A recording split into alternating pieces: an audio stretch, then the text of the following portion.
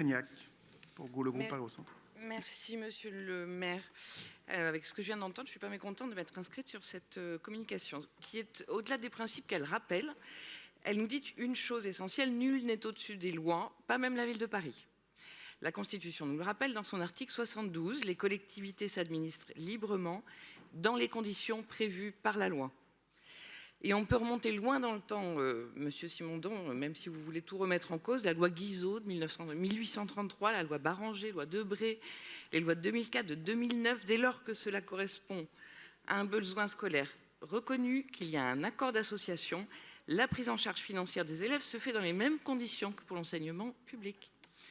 En clair, la participation de la commune est calculée par élève et par an en fonction du coût de fonctionnement relatif à l'externat des écoles publiques de la commune et des collèges publics du département. Ça, c'est la loi. Et on entend depuis des mois les arguments développés dans cet hémicycle pour rallumer une espèce de guerre scolaire qui, sincèrement, n'a pas lieu d'être. Je comprends que ça vous amuse, que vous avez besoin de rester sur vos bases militantes, mais soyez sérieux et surtout objectifs. Les écoles privées sont partie intégrante du système éducatif. Elles garantissent la liberté de choix des familles et certains ici, malheureusement, n'aiment pas.